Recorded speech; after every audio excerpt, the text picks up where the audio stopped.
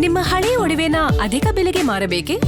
ಅಟಿಕಾಗೆ ಕಾಲ್ ಮಾಡಿ 8880 Attica gold company. ಕೊನೆಗೂ ಬಿಜೆಪಿಗರು ಧರ್ಮಸ್ಥಳದಲ್ಲಿ ಆಣೆ ಪ್ರಮಾಣ ಮಾಡುವುದನ್ನ ಕೈಬಿಟ್ಟಿದ್ದಾರೆ. ಧರ್ಮಸ್ಥಳದಲ್ಲಿ ಬಿಜೆಪಿ ಶಾಸಕಾಂಗ ಪಕ್ಷದ ಸಭೆ ಇಲ್ಲ. ಧರ್ಮಸ್ಥಳದಲ್ಲಿ ಶಾಸಕಾಂಗ ಸಭೆಗೆ ಪಕ್ಷದಲ್ಲೇ ಅಪಸ್ವರ ಕೇಳಿ ಬಂದಿತ್ತು. ಇದರಿಂದಾಗಿ ಸಭೆ ನಡೆಸದಿರೋದಕ್ಕೆ ತೀರ್ಮಾನ ಮಾಡಲಾಗಿದ್ದು, ಧರ್ಮಸ್ಥಳವನ್ನ ರಾಜಕೀಯವಾಗಿ ಬಳಸಬಾರದು ಅಂತ ಹಿರಿಯ ನಾಯಕರು ಸಲಹೆ ಕೊಟ್ಟಿದ್ದಾರೆ. ಹೀಗಾಗಿ ಧರ್ಮಸ್ಥಳದಲ್ಲಿ ಸಭೆ ನಡೆಸದಿರೋದಕ್ಕೆ ತೀರ್ಮಾನ ಮಾಡಲಾಗಿದೆ.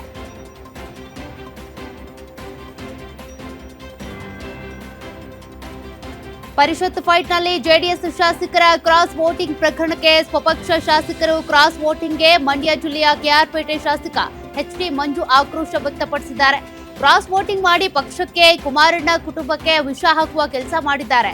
ವಿಷ ಹಾಕುವ ಕೆಲಸ ಮಾಡಿ ಸಭೆಗೆ 2 ಗುಂಡಿಗೆಯಿಂದ ಬಂದಿದ್ರು. ಆ ಸಭೆಗೆ ಜಿಟಿಡಿ ಹೊರತುಪಡಿಸಿ ಉಳಿದ 17 ಜನ ಶಾಸಕರು ಬಂದಿದ್ರು. ಅದ್ಯಾವ ಮನಸ್ಥಿತಿ, ಅದ್ಯಾವ ಮುಖ ಹೊತ್ಕೊಂಡು ಆ ಸಭೆಗೆ ಬಂದಿದ್ರೋ ಗೊತ್ತಿಲ್ಲ. ನಿಷ್ಠಾವಂತ ಶಾಸಕನಾಗಿ ನಾನು ಇದನ್ನ ಉಗ್ರವಾಗಿ ಖಂಡಿಸ್ತೀನಿ ಅಂತ ಕಿಡಿಕಾರಿದ್ರು. ಕೆಆರ್ಪೇಟೆಯಲ್ಲಿ ಜೆಡಿಎಸ್ ಶಾಸಕ ಎಚ್.ಡಿ. ಮಂಜು ಈ ರೀತಿಯಾಗಿ ಆಕ್ರೋಶ ವ್ಯಕ್ತಪಡಿಸಿದ್ದಾರೆ.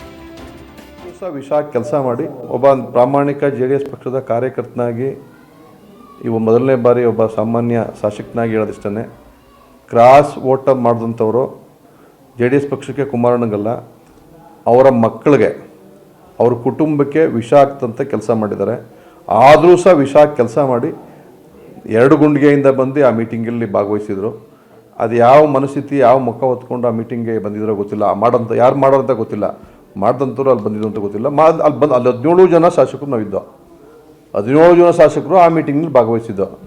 ಅಲ್ಲಿರೋರೆ ಕೊನೆ ಪಕ್ಷ 3 ಜನನಾರ ಕ್ರಾಸ್ ವೋಟಿಂಗ್ ಅಲ್ಲಿ ಮೀಟಿಂಗ್ ಬಂದಿರೋ ಮಾಡಿರಲೇಬೇಕು ಅಂಥದ್ದು ಸಹ ಮೀಟಿಂಗ್ ಬಂದು ಭಾಗವಹಿಸಿದ್ರು. ಅದು ಯಾವ ಮುಖ ಹೊತ್ಕೊಂಡು ಬಂದು ಭಾಗವಹಿಸಿದ್ರು ನನಗಂತೂ ದೇವ್ರಿಗೆ ಗೊತ್ತಿಲ್ಲ. ಅವ್ರಿಗೇನು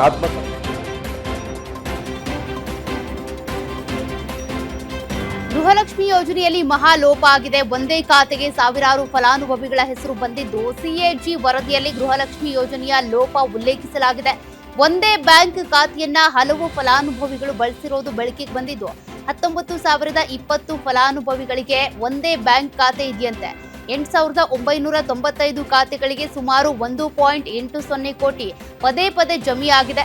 ಇನ್ನು 10,36,308 ಫಲಾನುಭವಿಗಳು ಬ್ಯಾಂಕ್ ಖಾತೆ ಬದಲಿಸಿರೋದು ಬೆಳಕಿಗೆ ಬಂದಿದೆ. ಬ್ಯಾಂಕ್ ಖಾತೆ ಇಲ್ಲದ 23,262 ಫಲಾನುಭವಿಗಳಿಗೆ ಹಣ ಸಂದಾಯ ಆಗಿದ್ದು, ಬ್ಯಾಂಕ್ ಖಾತೆ ಇಲ್ಲದವರ ಖಾತೆಗೆ 46.52 ಕೋಟಿ ಸಂದಾಯವಾಗಿದೆಯಂತೆ. ಮುಖ್ಯಮಂತ್ರಿಗಳ ಸಭೆಯಲ್ಲೂ ಸಿಎಜಿ ವರದಿ ಬಗ್ಗೆ ಉಲ್ಲೇಖಿಸಲಾಗಿದ್ದು, ಸಿಎಜಿ ವರದಿ ಆಧರಿಸಿ ಅನರ್ಹರ ಪತ್ತೆಗೆ ಸರ್ಕಾರ ಮುಂದಾಗಿದೆ. ಈ ಬಗ್ಗೆ ಈವರೆಗೂ ಮಹಿಳಾ ಮತ್ತು ಮಕ್ಕಳ ಕಲ್ಯಾಣ ಇಲಾಖೆ ಮಾಹಿತಿ ಕೊಟ್ಟಿಲ್ಲ.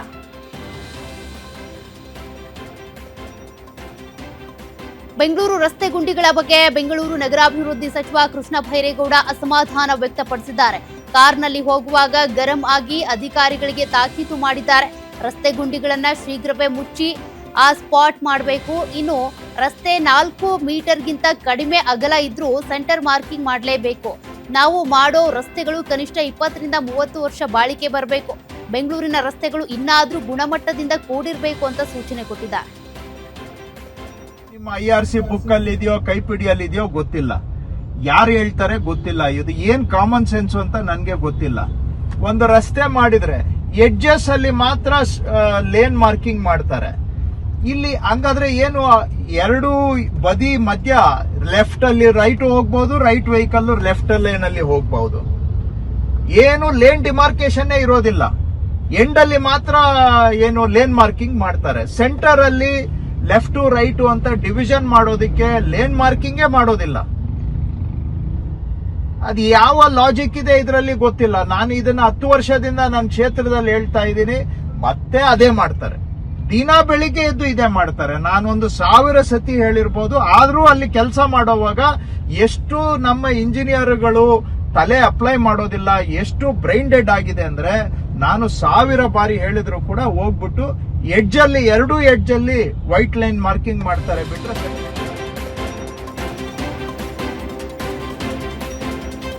ದರ್ಶನ್ ಅಂಡ್ ಗ್ಯಾಂಗ್ನಿಂದ ರೇಣುಕಾಸ್ವಾಮಿ ಕೊಲೆ ಕೇಸ್ಗೆ ಸಂಬಂಧಪಟ್ಟಂತೆ ಕೊಲೆ ಆರೋಪಿ ದರ್ಶನ್ ಮತ್ತೆ ಸುಪ್ರೀಂ ಕೋರ್ಟ್ ಮೆಟ್ಟಿಲೇರಿದ್ದಾರೆ. ಸುಪ್ರೀಂ ನೀಡಿರುವ ಆದೇಶ ಮಾರ್ಪಾಟು ಕೋರಿ ಅರ್ಜಿ ಸಲ್ಲಿಸಲಾಗಿದೆ. 1 ವರ್ಷ ಬಳಿಕ ಜಾಮೀನು ಅರ್ಜಿ ಸಲ್ಲಿಕೆಗೆ ಸುಪ್ರೀಂ ಕೋರ್ಟ್ ಅವಕಾಶ ನೀಡಿತ್ತು. ಆದರೆ 1 ವರ್ಷದ ಗಡುವು ಕಡಿಮೆ ಮಾಡುವಂತೆ ಅರ್ಜಿಯಲ್ಲಿ ಮನವಿ ಮಾಡಲಾಗಿದೆ. 1 ವರ್ಷದಲ್ಲಿ 60 ಸಾಕ್ಷಿಗಳ ವಿಚಾರಣೆಗೆ ಸುಪ್ರೀಂ ಕೋರ್ಟ್ ಸೂಚನೆ ನೀಡಿದ್ದು, ಸುಪ್ರೀಂ ಕೋರ್ಟ್ ಸೂಚನೆಯಂತೆ ಹೊಸ ಕೋರ್ಟ್ನಲ್ಲಿ ರೇಣುಕಾಸ್ವಾಮಿ ಕೇಸ್ ಟ್ರಯಲ್ ನಡೀತಾ ಇದೆ.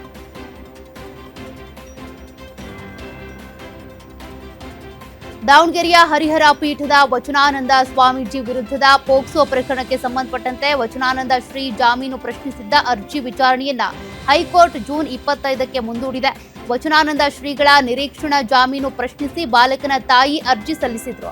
ವಾದ ಮಂಡನೆಗೆ ಶ್ರೀಪರ ವಕೀಲ ಕಾಲಾವಕಾಶ ಕೋರಿದ್ರು. ಟ್ರಸ್ಟ್ನವರಿಗೂ ಸ್ವಾಮೀಜಿಗೂ ನಡುವೆ ವಿವಾದಗಳಿದ್ವು. ಪೋಕ್ಸೋ ಕೇಸ್ ಹಾಕುವುದಾಗಿ ಕೆಲವರು ಬೆದರಿಕೆ ಹಾಕಿದ್ರು. ಹೀಗಾಗಿ ನಿರೀಕ್ಷಣಾ ಜಾಮೀನು ಪಡೆಯಲಾಗಿದೆ ಅಂತ ವಾದ ಮಂಡಿಸಿ ಹೈಕೋರ್ಟ್ ರೆಗ್ಯುಲರ್ ಬೇಲ್ಗೆ ಅರ್ಜಿ ಸೂಕ್ತವೆಂದಿದೆ.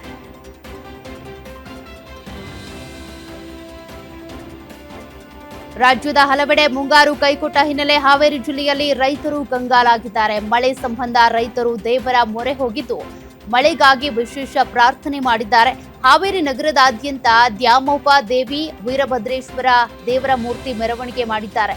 ಮೆರವಣಿಗೆ ಮೂಲಕ ಹೆಗ್ಗೇರಿ ಕೆರೆಯಲ್ಲಿ ಮಳೆಗಾಗಿ ವಿಶೇಷ ಪೂಜೆ ಸಲ್ಲಿಸಿದ್ದಾರೆ.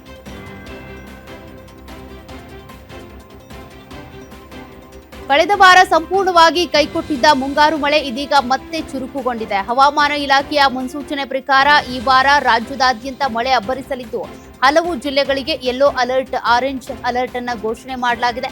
ಜೂನ್ 25ರವರೆಗೆ ರಾಜ್ಯದಾದ್ಯಂತ ಮಳೆ ಹೆಚ್ಚಾಗಲಿದ್ದು, ಅದರಲ್ಲೂ ವಿಶೇಷವಾಗಿ ಜೂನ್ 26ರಂದು ಕರಾವಳಿ ಭಾಗದಲ್ಲಿ ಮಳೆಯ ಆರ್ಭಟ ಜೋರಾಗಿಯೇ ಇರಲಿದೆ.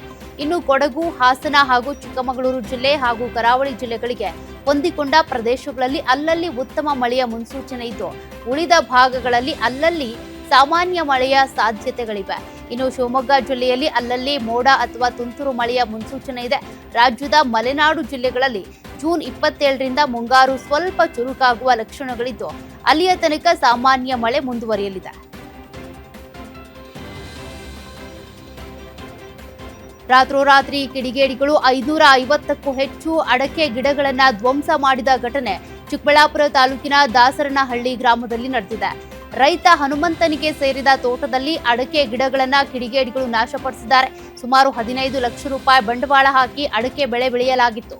ರಾತ್ರೋರಾತ್ರಿ ಜೆಸಿಬಿ ಬಳಸಿ ಅಡಕೆ ತೋಟವನ್ನ ನಾಶ ಮಾಡಲಾಗಿದೆ.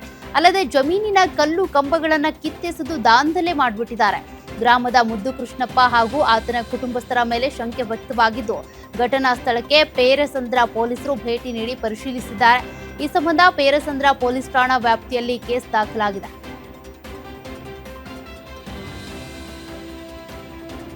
ಮುಂಗಾರು ವಿಳಂಬದ ನಡುವೆಯೂ ರಾಗಿ ಬಿತ್ತನೆಗೆ ರೈತರಿಂದ ಬಿಸ್ನೆಸ್ ಬರೋಷ್ಟೊತ್ತಿಗೆ ಇಲ್ಲೇ ಬಿಟ್ಬಿಟ್ಟು ಓಡೋಗಿದ್ದಾರೆ ಅವರು. ಟ್ರ್ಯಾಕ್ಟರ್ ಮಾತ್ರ ಇಲ್ಲಿ ಉಳುಮೆ ಮಾಡ್ತಾ ಇದ್ವಿ. ರೋಡ್ ಬಿಟ್ಟಿದ್ವಿ, ರೋಡ್ ಸಮೇತ ಉಳುಮೆ ಮಾಡಿದ್ದಾರೆ. 10 ಕಡೆ ರೋಡ್ ನಾವೇ ಸ್ವಯೋಚಿತವಾಗಿ ರೋಡ್ ಬಿಟ್ಟಿದ್ವಿ. ನಿನ್ನೆ ದೇವಸ್ಥಾನಕ್ಕೆ ಹೋಗಿದ್ರೆ ದೇವಸ್ಥಾನಕ್ಕೆ ಹೋಗಿರೋ ತಳ್ಕೊಂಡು ಅವರು ದೊಡ್ಡತಮ್ಮನಹಳ್ಳಿಯವರು ಬಂದು ಈ ಕೆಲಸ ಮಾಡಿರೋದು. ಸೀರಿಯಸ್ ಆಗಿ ಅನ್ನೋದು ಇರಲಿ ಅಂತೀರು. ಈ ಥರ ನೋಡಿ.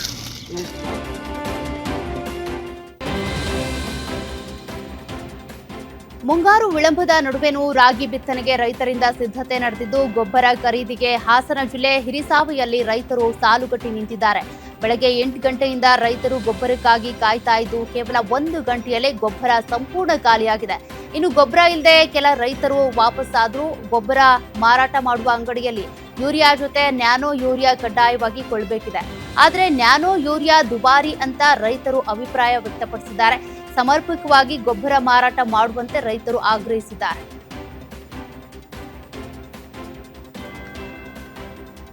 ಬೀದರ್ ಮಹಾನಗರ ಪಾಲಿಕೆ ವ್ಯಾಪ್ತಿಯ ಗೊರನಹಳ್ಳಿ ಗ್ರಾಮದ ಬಳಿ ಘನ ತ್ಯಾಜ್ಯ ವಿಲೇವಾರಿಗೆ ಗ್ರಾಮಸ್ಥರು ವಿರೋಧ ವ್ಯಕ್ತಪಡಿಸಿದ್ದಾರೆ. ಕಸ ವಿಲೇವಾರಿ ಘಟಕಕ್ಕೆ ಬೀಗ ಹಾಕಿ ಗ್ರಾಮಸ್ಥರು ಪ್ರತಿಭಟನೆ ನಡೆಸಿದರು. ನಿರಂತರವಾಗಿ ಕಸ ಹಾಕ್ತಾ ಇದ್ದಿದ್ರಿಂದ ಗಬ್ಬು ವಾಸನೆ, ಸಾಂಕ್ರಾಮಿಕ ರೋಗದ ಭೀತಿ ಎದುರಾಗಿದ್ದು, 2-3 ದಿನ ಮಾತ್ರ ಕಸ ಸುರಿಯುತ್ತೇವೆ ಅಂತ ಹೇಳಿ ತಿಂಗಳಿಂದ ಕಸ ಹಾಕ್ತಿದ್ದಾರೆ ಅಂತ ಆಕ್ರೋಶ ವ್ಯಕ್ತಪಡಿಸಿದ್ದಾರೆ. ಕಸದ ವಾಹನಗಳನ್ನ ತಡೆದು ಗೇಟ್ಗೆ ಬೀಗ ಹಾಕಿ ಆಕ್ರೋಶ ಹೊರಹಾಕಿದ್ದಾರೆ. 1 ವಾರದೊಳಗೆ ಘನ ತ್ಯಾಜ್ಯ ವಿಲೇವಾರಿ ಘಟಕ ಸ್ಥಳಾಂತರ ಮಾಡದೇ ಇದ್ರೆ ಉಗ್ರ ಹೋರಾಟ ಮಾಡುವುದಾಗಿ ಎಚ್ಚರಿಕೆ ಕೊಟ್ಟಿದ್ದಾರೆ.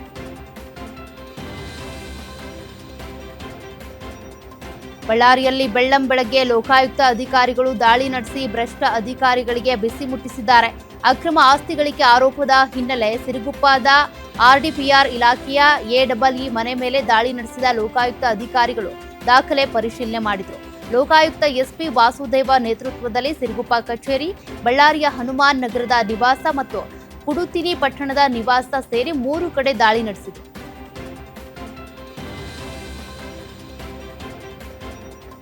ಕೊನೆಗೂ ರೈತರ ಹೋರಾಟಕ್ಕೆ ಹೆದ್ದಾರಿ ಪ್ರಾಧಿಕಾರ ಮಣಿದಿದೆ. ರೈತ ಮುಖಂಡರು ಮತ್ತು ಸ್ಥಳೀಯ ರೈತರಿಗೆ ಟೋಲ್ನ ಎರಡೂ ಬದಿಗಳಲ್ಲೂ ರೈತರ ವಾಹನಗಳಿಗೆ ಮುಕ್ತ ಅವಕಾಶ ನೀಡಲಾಗಿದೆ. ಪ್ರತಿಭಟನಾ ನಿರತರ ರೈತರಿಗೆ ಹೆದ್ದಾರಿ ಪ್ರಾಧಿಕಾರದ ಅಧಿಕಾರಿಗಳು ಭರವಸೆ ಕೊಟ್ಟಿದ್ದಾರೆ. ಮಂಡ್ಯದ ಗಣಂಗೂರು ಟೋಲ್ ಬಳಿ ಬೆಳಗ್ಗೆಯಿಂದ ರೈತರು ಪ್ರತಿಭಟನೆ ಮಾಡ್ತಿದ್ರು. ಹಿಂದೆ ತಮ್ಮ ಬೇಡಿಕೆ ಈಡೇರಿಸೋದಕ್ಕೆ ಹೋರಾಟಗಾರರು ಪಟ್ಟು ಹಿಡಿದಿದ್ರು. ರೈತರ ಬೇಡಿಕೆಯಂತೆ ಟೋಲ್ನ ಎರಡೂ ಬದಿಯ ಕೊನೆಯ ಲೈನ್ಗಳು ರೈತರಿಗೆ ಮುಕ್ತ ಅವಕಾಶ ನೀಡಲಾಗಿತ್ತು. ರೈತ ಮುಖಂಡರು ಮತ್ತು 30 ಕಿಲೋಮೀಟರ್ ವ್ಯಾಪ್ತಿಯ ರೈತರಿಗೆ ಟೋಲ್ ಫ್ರೀ ಇರಲಿದೆ. ಕೃಷಿ ಮತ್ತು ರೈತರ ಉತ್ಪನ್ನ ಸರಬರಾಜು ವಾಹನಗಳಿಗೂ ಟೋಲ್ ಫ್ರೀ ಇರಲಿದ್ದು, ಇತರೆ ಬೇಡಿಕೆಗಳನ್ನ ತಿಂಗಳೊಳಗೆ ಬಗೆಹರಿಸುವ ಭರವಸೆ ಕೊಟ್ಟಿದ್ದಾರೆ. ತಿಂಗಳೊಳಗೆ ಬೇಡಿಕೆ ಈಡೇರಿಸದೇ ಇದ್ರೆ ರಾಜ್ಯಾದ್ಯಂತ ಉಗ್ರ ಹೋರಾಟ ಮಾಡುವುದಾಗಿ ಕುರುಬೂರು ಶಾಂತಿಕುಮಾರ್ ಅವರು ಎಚ್ಚರಿಕೆ ಕೊಟ್ಟಿದ್ದಾರೆ.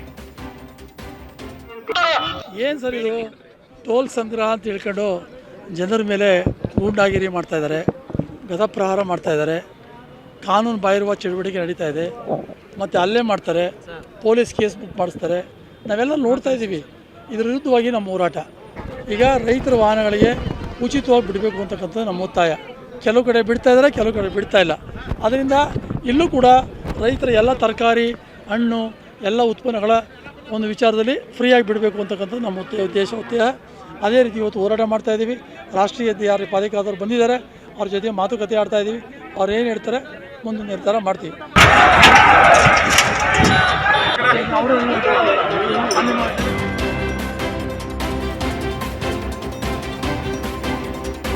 ಚಿಕ್ಕಬಳ್ಳಾಪುರದಲ್ಲಿ ಸೋಷಿಯಲ್ ಮೀಡಿಯಾ ರಾದ್ಧಾಂತವಾಗಿದೆ. ಸೋಷಿಯಲ್ ಮೀಡಿಯಾದಲ್ಲಿ ಗಣೇಶ್ ಎಂಬುವನು ನೇತ್ರ ಎಂಬಾಕೆಯನ್ನ ನಿಂದಿಸಿದ್ದ. ಫೇಸ್ಬುಕ್ ಲೈವ್ನಲ್ಲಿ ಮಹಿಳೆಗೆ ಗಣೇಶ್ ಆರಾಧ್ಯ ತೇಜೋವಧೆ ಮಾಡಿದ್ದ.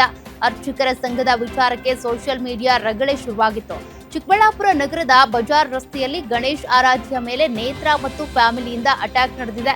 ತೇಜೋವಧೆ ಮಾಡಿದ ಗಣೇಶ್ಗೆ ನೇತ್ರ ಚಪ್ಪಲಿ ಪೂಜೆ ಮಾಡಿದ್ರು.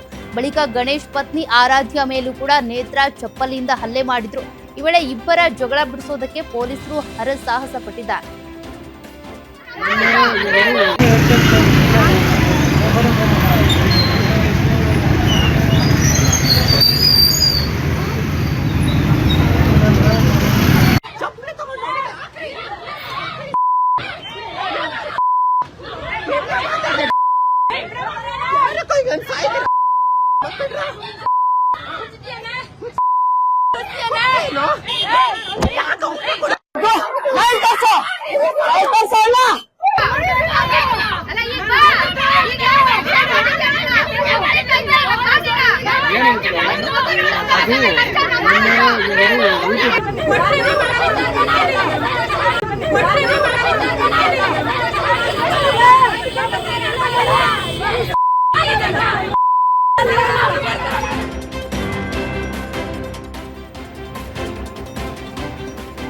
ಮಲಗಿದ್ದ ಸ್ನೇಹಿತನ ರುಂಡ ಕತ್ತರಿಸಿ ರುಂಡದ ಸಮೇತ ಎಸ್ಕೇಪ್ ಆಗಿದ್ದ ಹಂತಕರನ್ನ ರಾಯಚೂರಿನ ಪಶ್ಚಿಮ ಠಾಣೆ ಪೊಲೀಸರು ಬಂಧಿಸಿದ್ದಾರೆ.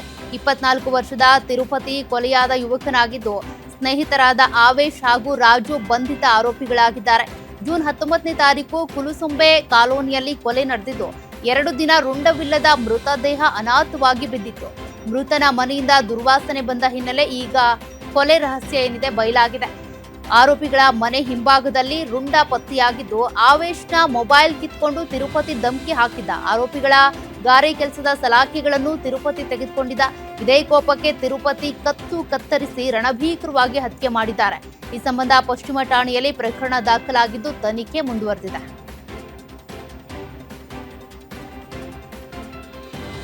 ಉತ್ತರ ಕನ್ನಡ ಜಿಲ್ಲೆ ಕುಮಟಾದ ಹೊಸ ಬಸ್ ನಿಲ್ದಾಣ ಸಮೀಪ ದಂಪತಿ ಮೇಲೆ ಹಲ್ಲೆ ನಡೆದ ಆರೋಪ ಕೇಳಿಬಂದಿದೆ. ಹಲ್ಲೆ ಹಾಗೂ ಜೀವ ಬೆದರಿಕೆ ಪ್ರಕರಣಕ್ಕೆ ಸಂಬಂಧಪಟ್ಟಂತೆ ಇಬ್ಬರ ವಿರುದ್ಧ ಕುಮಟಾ ಪೊಲೀಸ್ ಠಾಣೆಯಲ್ಲಿ ಕೇಸ್ ದಾಖಲಾಗಿದೆ. ಶಿವಮೊಗ್ಗ ಜಿಲ್ಲಾ ಸೊರಬ ತಾಲೂಕಿನ ದೇವಿಕೆರೆ ಗ್ರಾಮದ ರಮೇಶ ಅಲೆಮಾರಿ ನೀಡಿದ ದೂರಿನ ಆಧಾರದ ಮೇಲೆ ಪ್ರಕರಣ ದಾಖಲಾಗಿದೆ. ಘಟನೆಯಲ್ಲಿ ರಮೇಶ ಹಾಗೂ ಪತ್ನಿ ದ್ಯಾಮವ್ವ ಗಾಯಗೊಂಡಿದ್ದಾರೆ. ಊಟಕ್ಕೆ ಹೋಟೆಲ್ಗೆ ಅಂತ ತೆರಳುತ್ತಿದ್ದ ವೇಳೆ ಹೋಟೆಲ್ ಮಾಲೀಕ ಮತ್ತು ವಾಚ್ಮನ್ ದಾರಿ ತಡೆದಿದ್ದಾರೆ. ಹೋಟೆಲ್ಗೆ ಬರಬಾರ್ದು ಅಂತ ಹೇಳಿ ಕೈಯಿಂದ ಹೊಡೆದು ದೂಡಿದ ಆರೋಪ ಕೇಳಿಬಂದಿದ್ದು, ಹಲ್ಲೆಯಿಂದ ದಂಪತಿ ರಸ್ತೆಗೆ ಬಿದ್ದು ಗಾಯಗೊಂಡಿದ್ದಾರೆ. ಅಲ್ಲದೆ ಕೊಲೆ ಬೆದರಿಕೆ ಹಾಕಲಾಗಿದೆ ಅಂತ ದೂರಿನಲ್ಲಿ ಉಲ್ಲೇಖಿಸಲಾಗಿದೆ. ಇನ್ನು ಸ್ಥಳಕ್ಕೆ ಭೇಟಿ ನೀಡಿದ ಪಿಎಸ್ಐ ಖಾದರ್ ಬಾಷಾ ಗಾಯಾಳುಗಳನ್ನ ಕುಮಟಾ ಸರ್ಕಾರಿ ಆಸ್ಪತ್ರೆಗೆ ದಾಖಲಿಸಿದ್ದಾರೆ.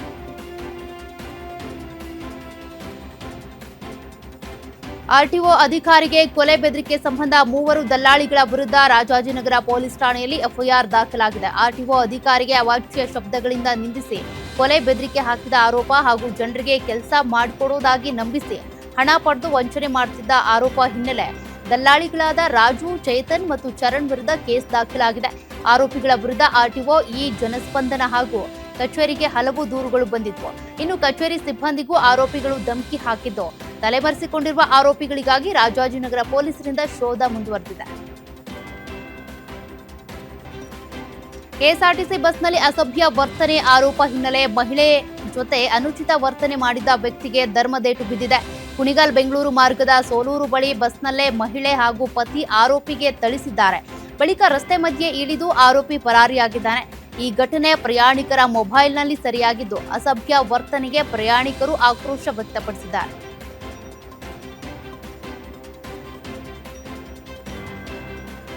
ಎಟಿಎಂ ಬಳಿ ಗ್ರಾಹಕರನ್ನ ಮೋಸ ಮಾಡುವುದಕ್ಕೆ ಯತ್ನಿಸಿದ್ದ 2 ಯುವಕರಿಗೆ ಸಾರ್ವಜನಿಕರು ಗೂಸಾ ಕೊಟ್ಟ ಘಟನೆ ಬೆಂಗಳೂರಿನ ಕುರುಬರಹಳ್ಳಿ ಸರ್ಕಲ್ನ ರಾಜ್ಕುಮಾರ್ ಪ್ರತಿಮೆ ಬಳಿ ನಡೆದಿದೆ. ಎಟಿಎಂ ಬಳಿ 2 ಯುವಕರು ಸಾರ್ವಜನಿಕರಿಗೆ ವಂಚಿಸಲು ಯತ್ನಿಸಿದ್ರು. ಇವರ ವಂಚನೆ ಅಲ್ಲಿದ್ದವರಿಗೆ ಗೊತ್ತಾಗಿ ತಕ್ಷಣ ರೆಡ್ ಹ್ಯಾಂಡ್ ಆಗಿ ಹಿಡಿದಿದ್ದ ಸ್ಥಳೀಯರು ಇಬ್ಬರಿಗೆ ಗೂಸಾ ಕೊಟ್ಟಿದ್ದಾರೆ. ಮಹಾಲಕ್ಷ್ಮಿ ಲೇಔಟ್ ಪೊಲೀಸ್ ಠಾಣಾ ವ್ಯಾಪ್ತಿಯಲ್ಲಿ ಘಟನೆ ನಡೆದಿದೆ.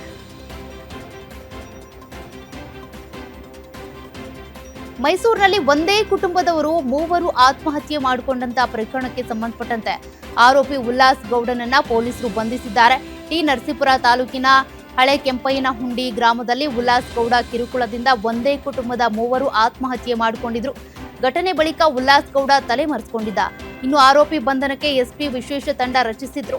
ಇನ್ಸ್ಪೆಕ್ಟರ್ ಧನಂಜಯ್ ಶಿವಾನಂದ ಶೆಟ್ಟಿ ನೇತೃತ್ವದ ತಂಡದಿಂದ ಮೈಸೂರಿನಲ್ಲಿ ಆರೋಪಿ ಉಲ್ಲಾಸ್ ಗೌಡ ಬಂಧನ ಆಗಿದೆ. ಸದ್ಯ ಆರೋಪಿಯನ್ನ ನ್ಯಾಯಾಂಗ ಬಂಧನಕ್ಕೆ ಒಪ್ಪಿಸಲಾಗಿದೆ. ಇನ್ನು ಮೈಸೂರಿನ ಕೆಆರ್ ಆಸ್ಪತ್ರೆ ಶವಾಗಾರದಲ್ಲಿ 3 ಮರಣೋತ್ತರ ಪರೀಕ್ಷೆ ನಡೆದಿದ್ದು, ಆಸ್ಪತ್ರೆ ಮುಂದೆ ಆರೋಪಿ ವಿರುದ್ಧ ಗ್ರಾಮಸ್ಥರು ಪ್ರತಿಭಟನೆ ಮಾಡಿದ್ರು.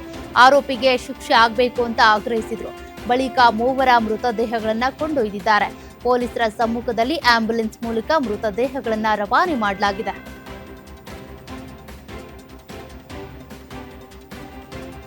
ಪ್ಲಾಸ್ಟಿಕ್ ಕವರ್ನಲ್ಲಿದ್ದ ವಸ್ತು ಕಚ್ಚಿ ಮತ್ತೊಂದು ಶ್ವಾನ ಸಾವನ್ನಪ್ಪಿದ ಘಟನೆ ದಾವಣಗೆರೆ ಜಿಲ್ಲೆ ಚನ್ನಗಿರಿ ತಾಲೂಕಿನ ಚಿಕ್ಕ ಕೋಗಲೂರು ಗ್ರಾಮದಲ್ಲಿ ನಡೆದಿದೆ. ಮೊನ್ನೆ ಚನ್ನಗಿರಿ ತಾಲೂಕಿನ ನಲ್ಕುದ್ರೆ ಗ್ರಾಮದಲ್ಲಿ ನಾಯಿ ಮೃತಪಟ್ಟಿತ್ತು. ರಸ್ತೆ ಬದಿ ಬಿದ್ದಿದ್ದ ಪ್ಲಾಸ್ಟಿಕ್ ಕವರ್ಗೆ ಸಾಕು ನಾಯಿ ಬಾಯಿ ಹಾಕಿತ್ತು. ತಕ್ಷಣ ಕವರ್ನಲ್ಲಿದ್ದ ವಸ್ತು ಸ್ಫೋಟಗೊಂಡು ಸ್ಥಳದಲ್ಲೇ ನಾಯಿ ಸಾವನ್ನಪ್ಪಿತು. ನಾಯಿ ಸಾಯ್ತಾ ಇದ್ದಂತೆ ಪೊಲೀಸರು ಸ್ಥಳಕ್ಕೆ ಆಗಮಿಸಿದ್ದಾರೆ. ಕಾಡು ಹಂದಿಗಳಿಗೆ ಇಡುವ ಕಚ್ಚಾ ಬಾಂಬ್ ಅಂತ ಶಂಕೆ ವ್ಯಕ್ತವಾಗಿದೆ. ಅನುಮಾನಾಸ್ಪದ ವಸ್ತುಗಳು ಕಂಡು ಬಂದ್ರೆ ಮುಟ್ಟದೆ ಕೂಡಲೇ ಪೊಲೀಸ್ ಇಲಾಖೆಗೆ ಮಾಹಿತಿ ನೀಡುವಂತೆ ಸಂತೆಬೆನ್ನೂರು ಪೊಲೀಸರು ಸೂಚನೆ ಕೊಟ್ಟಿದ್ದಾರೆ. ಇನ್ನು ಕಚ್ಚಾ ಬಾಂಬ್ಗಾಗಿ ಪೊಲೀಸರಿಂದ ಶೋಧ ಮುಂದುವರೆದಿದೆ.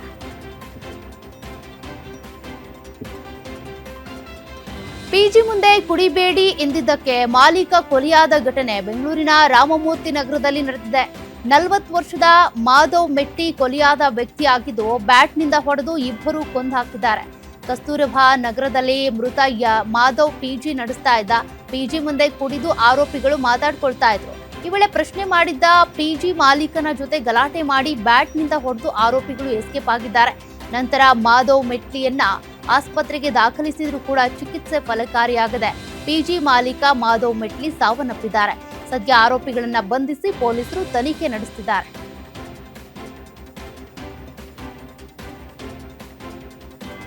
ಕಲ್ಲಿನಿಂದ ಜಜ್ಜಿ ವ್ಯಕ್ತಿಯ ಬರ್ಬರ ಹತ್ಯೆ ಮಾಡಿದ ಘಟನೆ ದಾವಣಗೆರೆ ಜಿಲ್ಲೆ ಹರಿಹರ ತಾಲೂಕಿನ ಚಿಕ್ಕಬಿದ್ರಿ ಗ್ರಾಮದಲ್ಲಿ ನಡೆದಿದೆ.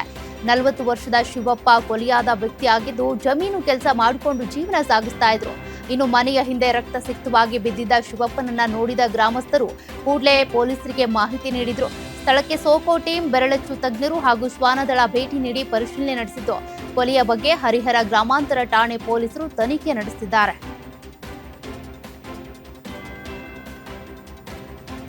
ಸ್ನೇಹಿತರಿಬ್ಬರ ನಡುವೆ ಕ್ಷುಲ್ಲಕ ಕಾರಣಕ್ಕೆ ವ್ಯಕ್ತಿ ಕೊಲೆಯಾದ ಘಟನೆ ಮಂಡ್ಯದ ಮದ್ದೂರು ತಾಲೂಕಿನ ಕೆ ಶೆಟ್ಟಹಳ್ಳಿ ಗ್ರಾಮದಲ್ಲಿ ನಡೆದಿದೆ.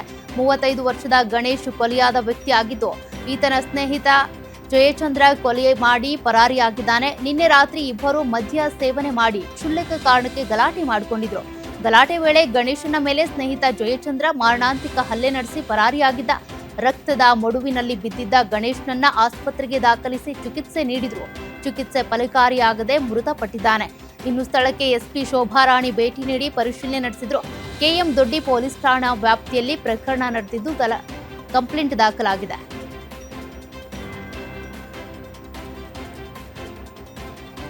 ಪ್ರೀತಿಗಾಗಿ ಅಪ್ಪ ಅಮ್ಮ ತಂಗಿಯನ್ನ ಘನಘೋರವಾಗಿ ಮಗಳು ಕೊಂದ ಘಟನೆ ಬೆಂಗಳೂರಿನ ಕೆಆರ್ಪುರಂ ಶೀಗೆಹಳ್ಳಿಯ ಸಾಯಿ ಗ್ರೀನ್ ಅಪಾರ್ಟ್ಮೆಂಟ್ನಲ್ಲಿ ನಡೆದಿದೆ. 55 ವರ್ಷದ ಸೋಮಸುಂದರ್, 48 ವರ್ಷದ ಮುತ್ತುಲಕ್ಷ್ಮಿ, 20 ವರ್ಷದ ಸುಪ್ರಿಯಾ ಕೊಲೆಯಾದ ದುರ್ದೈವಿಗಳು. ಲವ್ವರ್ ಜೊತೆ ಸೇರ್ಕೊಂಡು ಮಗಳು ಶ್ವೇತಾ ಕೊಲೆ ಮಾಡಿದ್ದಾಳೆ. ಕೆನತ್ ಎಂಬಾತನ ಜೊತೆ ಶ್ವೇತಾ ಲಿವ್ ಇನ್ ರಿಲೇಶನ್ಶಿಪ್ನಲ್ಲಿ ಇದ್ದು, ಲಿವ್ ಇನ್ ಸಂಬಂಧಕ್ಕೆ ಪೋಷಕರು ವಿರೋಧ ವ್ಯಕ್ತಪಡಿಸಿದ್ರು. ಅಲ್ಲದೆ ಮಗಳು ಶ್ವೇತಾ ಸುಮಾರು 30 ಲಕ್ಷ ರೂಪಾಯಿ ಸಾಲ ಮಾಡಿಕೊಂಡಿದ್ಲು. ಯಾಕಿಷ್ಟೊಂದು ಸಾಲ ಮಾಡ್ತೀಯಾ ಅಂತ ಪೋಷಕರು ಕೇಳಿದ್ರಂತೆ. ಅದೇ ಕೋಪಕ್ಕೆ ಬಾಯ್ ಫ್ರೆಂಡ್ ಜೊತೆ ಸೇರ್ಕೊಂಡು ತಂದೆ ತಾಯಿ ತಂಗಿಯನ್ನ ಹತ್ಯೆ ಮಾಡಿದ್ದಾಳೆ. ಇನ್ನು ಸ್ಥಳಕ್ಕೆ ಕೆಆರ್ಪುರಂ ಪೊಲೀಸರು ಭೇಟಿ ನೀಡಿ ಪರಿಶೀಲನೆ ನಡೆಸಿದ್ದಾರೆ.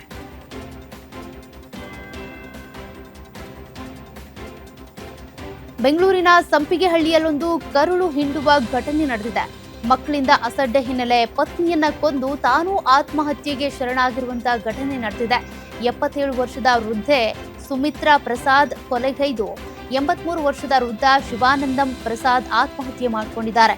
ಮಗನ ಮನೆಗೆ ಅಂತ ಬಿಹಾರ ಮೂಲದ ದಂಪತಿ ಬಂದಿದ್ರು. ಆದ್ರೆ ಮಗ ಸೊಸೆ ಹೆತ್ತವರ ಬಗ್ಗೆ ಅಸಡ್ಡೆ ಮಾಡ್ತಾ ಇದ್ರಂತೆ. ಪತ್ನಿಗೆ ಕಣ್ಣಿನ ಸಮಸ್ಯೆ, ಹೃದಯ ಸಂಬಂಧಿ ಕಾಯಿಲೆ ಇತ್ತು. ಪತ್ನಿಗೆ ಕಣ್ಣಿನ ಚಿಕಿತ್ಸೆ ಕೊಡಿಸಿದ್ರು ಸರಿ ಹೋಗಿರ್ಲಿಲ್ಲ. ಇಬ್ಬರಿಗೂ ವಯೋಸಹಜ ಕಾಯಿಲೆ ಕೂಡ ಇತ್ತಂತೆ. ಇದೇ ವಿಚಾರಕ್ಕೆ ಜಗಳಾನೂ ಆಗ್ತಾ ಇತ್ತಂತೆ.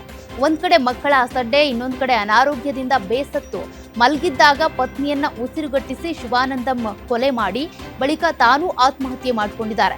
ಇನ್ನು ಸ್ಥಳಕ್ಕೆ ಸಂಪಿಗೆಹಳ್ಳಿ ಪೊಲೀಸರು ಭೇಟಿ ನೀಡಿ ಪರಿಶೀಲನೆ ನಡೆಸಿದ್ದಾರೆ. ಇಬ್ಬರ ಮೃತದೇಹಗಳನ್ನ ಅಂಬೇಡ್ಕರ್ ಆಸ್ಪತ್ರೆಗೆ ಶಿಫ್ಟ್ ಮಾಡಲಾಗಿದೆ.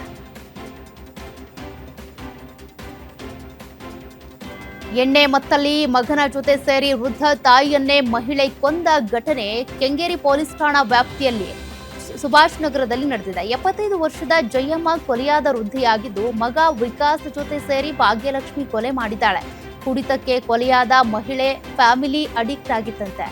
ಇನ್ನು ಆಸ್ತಿ ಮಾರಿ ಕುಡಿಯೋದೇ ಇವರ ಕೈಯಾಲಿ ಆಗ್ಬಿಟ್ಟಿತ್ತು.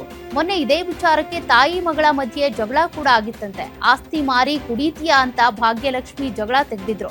ಜಗಳದ ನಡುವೆ ಮುದ್ದೆ ಕೋಲಿನಿಂದ ಹೊಡೆದು ಜಯಮ್ಮನನ್ನ ಕೊಲೆ ಮಾಡಿದ್ದಾರೆ. ಬಳಿಕ ಕೊಲೆ ವಿಷಯ ಯಾರಿಗೂ ಹೇಳದೆ ಆರೋಪಿಗಳು ಮುಚ್ಚಿಟ್ಟಿದ್ರು. ಪೊಲೀಸರು ಬಂದಾಗ ಕೊಲೆ ವಿಚಾರ ಬಯಲಾಗಿದೆ. ಘಟನೆ ಸಂಬಂಧ ಆರೋಪಿಗಳಾದ ತಾಯಿ ಮಗನನ್ನ ಪೊಲೀಸರು ಬಂಧಿಸಿದ್ದಾರೆ.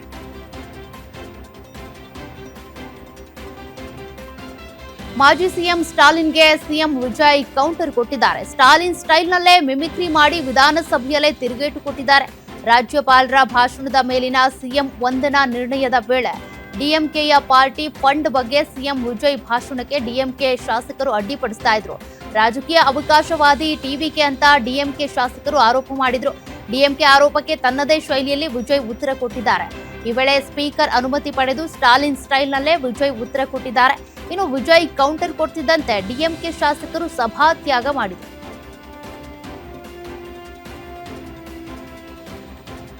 ಕತಾರ್ನಲ್ಲಿ ಗ್ಯಾಸ್ ಪ್ಲಾಂಟ್ ಸ್ಫೋಟವಾಗಿ ಭಾರತ ಪಾಕ್ ಸೇರಿದಂತೆ 13 ಜನರು ದುರ್ಮರಣಕ್ಕೀಡಾಗಿದ್ದಾರೆ. ಇನ್ನು ಘಟನೆಯಲ್ಲಿ 66 ಮಂದಿಗೆ ಗಂಭೀರ ಗಾಯಗಳಾಗಿದ್ದು ಆಸ್ಪತ್ರೆಗೆ ದಾಖಲಿಸಲಾಗಿದೆ. ಸಾವಿನ ಸಂಖ್ಯೆ ಮತ್ತಷ್ಟು ಏರಿಕೆಯಾಗುವ ಆತಂಕ ಇದ್ದು, ಸ್ಥಗಿತಗೊಂಡಿದ್ದ ಬರ್ಜಾನ್ ಘಟಕ ಪುನರ್ ಸ್ಥಾಪನೆ ವೇಳೆ ಅವಘಡ ಸಂಭವಿಸಿದೆ. ಇನ್ನು ದೋಹಾದ ಭಾರತೀಯ ರಾಯಭಾರ ಕಚೇರಿ ತೀವ್ರ ಕಳವಳ ವ್ಯಕ್ತಪಡಿಸಿದ್ದು, ಭಾರತೀಯ ನಾಗರಿಕರು ಕುಟುಂಬಕ್ಕಾಗಿ ತುರ್ತು ಸಹಾಯವಾಣಿ ಕೇಳ್ತಿದ್ದಾರೆ.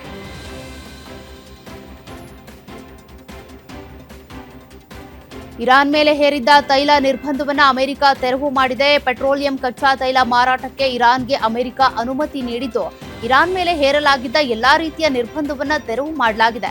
ಭಾರತ ಸೇರಿದಂತೆ ವಿಶ್ವದ ಹಲವು ರಾಷ್ಟ್ರಗಳಿಗೆ ಇರಾನ್ ತೈಲ ರಫ್ತು ಮಾಡಲಾಗಿದೆ. ಇರಾನ್ ಮೇಲಿನ ನಿರ್ಬಂಧ ತೆರವಿನಿಂದ ತೈಲ ಬೆಲೆ ಇಳಿಕೆಯಾಗುವ ಸಾಧ್ಯತೆ ಇದೆ. ಇನ್ನು ಅಂತಾರಾಷ್ಟ್ರೀಯ ಮಾರುಕಟ್ಟೆಯಲ್ಲಿ ತೈಲ ಬೆಲೆ ಇಳಿಕೆಯಾಗುವ ಸಂಭವವೂ ಇದೆ.